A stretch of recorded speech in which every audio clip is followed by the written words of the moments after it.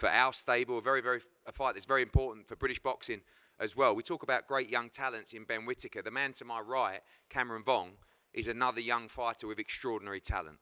And we saw him progress very quickly in the pro ranks, and before too long came up very quickly in his career against the man to my left, former British champion, European champion Gavin Gwynne. It was a very, very close run fight, a fight that I believe could have gone either way, but ultimately a fight that left us with a lot of controversy. Now we run it back. Gavin's been patiently waiting. Cameron had the chance to go and beat Jordan Flynn and progress, but now we get a brilliant, brilliant chief support on a huge night of boxing, November 29th in Birmingham. Gavin, firstly, and listen, you two, I mean, there's been a lot said, so let's not quieten down now. It's here.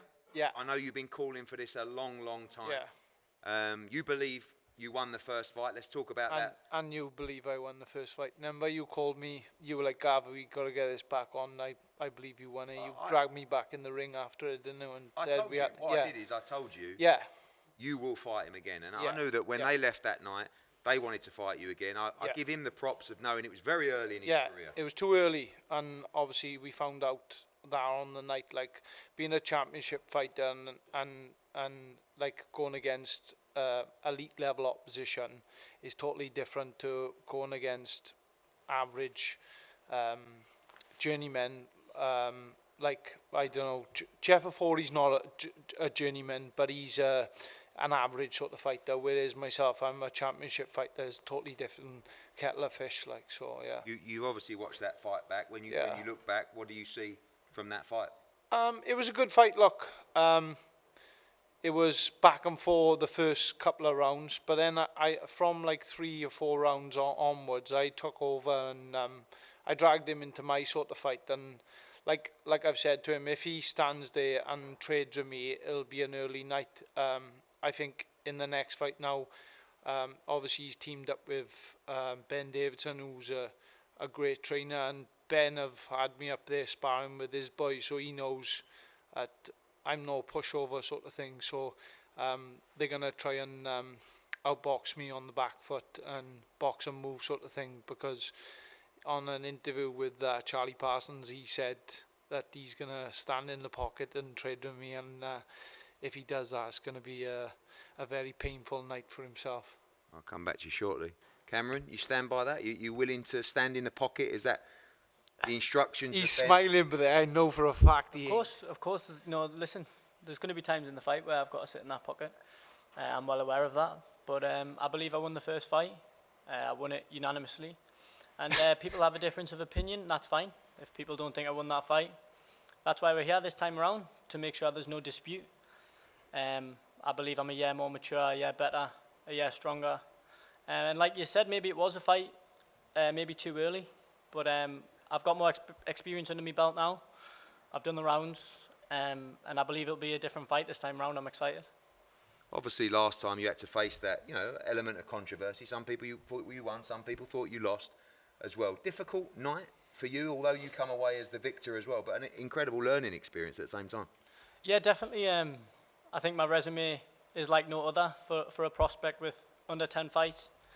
But I do also think that's why prospects are scared to take that risk, scared of the stick that they're going to get on the back of it. But listen, it can only make us better. And November 29th, I will be better, and I'll put on a masterclass performance. I'm looking forward to it. I've got a lot of respect for Gav. Obviously, he's done great things in the sport, but it's my time now, and he's going to find out. I know you're someone that backs yourself, and you have got bundles of skill as well. When you envisage this fight, this time around, you think you can make it a lot easier, and I guess that's the hope, particularly of the team. Yeah, definitely. I was a baby the first time round, and to be honest, I only called him out because Sam Jones told us to. I watched 30 seconds of him, and I went, yeah, I'll have it. Being young, confident, maybe a little bit overconfident, but I've learned a lot since then, and I'm a different fighter now, and he's going to find that out, and everyone else will see as well. So I'm looking forward to it. I can't wait. It's exactly a year later, the same opponent, same venue, on a big card. I'm here to stay. Different result this time. Yeah. Do you think of that extra year? I mean, obviously he's matured as a fighter. He's had a couple more fights, and the experience of being in with you as well. Yeah. Makes a difference in your mind. Yeah, it probably is. Like, obviously, you've had another decent fight in Jordan Flynn as well, and he went on to stop Jordan. But me and Jordan are totally different styles. But that, obviously, the extra year going in the ring with me is gonna make a massive difference to Cameron. Like I said at the start of the first fight, like, he got massive balls for jumping in the ring with me. Like, no, you don't see no other prospect doing that. Like, I've struggled to get a fight all year. I had to pay out of my own pocket a couple of months ago to have a 6-rounder. Like, so, you got to take your hat off to Cameron for taking the first fight. But obviously, we seen what happened in the first fight. So I think this time round, if he does, like, come and have a war with me, because that's what he's gonna have to do to win over the public, because what he done last time, he was just running about and I had to chase him about the ring, sort of thing. So he's got to come and try and prove himself, sort of thing. Is that one of the things you do very well against fighters? Obviously, who's slick and you know, likes to sometimes counter punch. You have to put the pressure on and try and that's one of my pluses as a fighter. Like, I'm always game. I always got a good chin. Always got a good engine. So that's one of my games. So with someone like Cameron, I just got to try and grind him down, sort of thing, and drag him into my sort of fight. Like, do you know what I mean? And having been in there with him before and yeah, the physicality, that's going to help get to him. Yeah, that's well good. And the fight. That's going to help me out. Obviously, he's a back foot fighter. When he comes, he can't, like, come forward to me because he hasn't got that sort of devastating knockout power where he can't hold me off, sort of thing. So he's got to move around the ring and use his feet, sort of thing. Yeah. No devastating power, can't hold your feet. I mean, in your mind, you've shared the ring with him as well. Capable of hurting him, capable of getting him out of there? Definitely. It's a catch-22. He says I've got no power, but I took that pity-patty shit all night, so... Yeah, but why didn't you stand there and trade me last time? You just run away from me the whole fight. I was chasing you from one side of the ring to the other. Listen, we've all seen the first fight. You may as well have had running trainers on. The amount of miles you've done that night. You were running from me all night. Boom, boom, boom. I don't need to get... I literally put my hands behind my back at one time, and I even got a photo laughing at you. At one time, I turned to Eddie, and I was smirking at you, wasn't I? I was just laughing. I was enjoying myself in there. Now listen, I don't need to get into no back and forth for no Instagram likes or views. We're going to fight in 6 weeks' time. And this man's going to find out, and back to the building sites he'll go. So it is what it is. We're going to fight. He's going to get it dealt with, and I'll go on to bigger and better things. And like I said, he'll be at work on Monday. Gav says effectively he'll end your career. I know how hungry you I are. have been back on the building site for the past, like, 6-7 months, so it's no different to me. So it is what it is. But I'm not going back to them building sites. You're going to have to after this one, but because... I'm gonna knock you out. Yeah. Gav, I know what this sport means to you. Yeah. And these, you know, you take these challenges very seriously, and that's what we want. Yeah. You know, ultimately, people like you are so important for you know. I'm not talking about the development of young guys' careers. I'm talking about a championship fighter. Yeah. This isn't about developing a prospect. This is about seeing if Cameron Vuong is good enough to go to the world levels that we believe he is as a young fighter. You're there to spoil the party. Yeah, I know. Obviously, I'm not going to be world champion. Look, I've won British, Commonwealth, European titles. I'm a good domestic fighter, sort of thing. Like, I'm never going to go on and win a world title, but I give absolutely everything to this sport because I love it, sort of thing. And for someone to come in and beat me, you know they're going to be at a decent level and they're going to go on and win world titles, like the likes of Joe Cordina, James Tennyson, Mark Chamberlain. They're all good fighters who beat me. Obviously, Cameron beat me as well. You don't think he's of that level?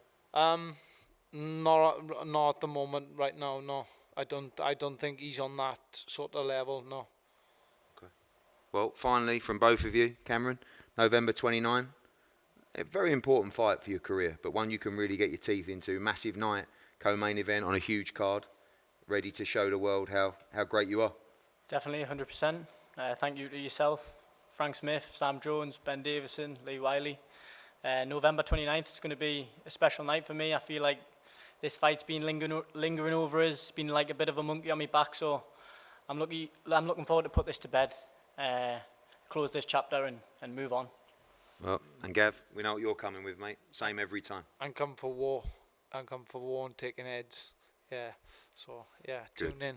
Well, we cannot wait. Exactly the fights we want to make. Respect to Cameron and the team for taking it, as always. Respect to Gavin Gwynne as well. Value for money every time. This will be a brilliant fight on a brilliant night of boxing, headlined by Ben Whittaker. November 29th, NEC Birmingham, live on DAZN around the world. We're going to face these guys off. Hustle hard, hustle every single day. I'll be making moves till I'm buried in my grave. To the system, I don't wanna be a slave. I've been doing shit my way, or the highway. And in the driveway is a nice range. Cause I grind through the climb, I invite pain. You'll never hear me, bitch, nah, I don't complain. Just gotta flip the switch and you can go and obtain anything you want, anything you need. Your mind's got the key ingredient, it's belief. They'll deceive with the negativity, but I just slide right by that energy. Even when you feel low, you can still go. Even when you feel slow, you can still go. Even when there's no hope, you can still go. I never answer to no, man, I still go.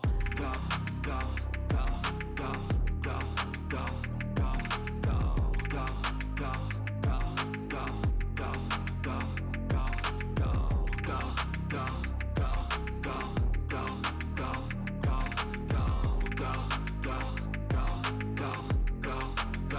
go, go.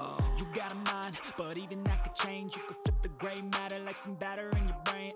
That's why I say, fake it till you make it A. And if you play that game, then you just might make a change. Rearrange all the bad to okay. Take the worst thoughts saying, turn them to a game. Take the best thoughts saying, put them on display. On repeat in your brain till you're feeling no more pain. Never slow yourself down, you can do some more.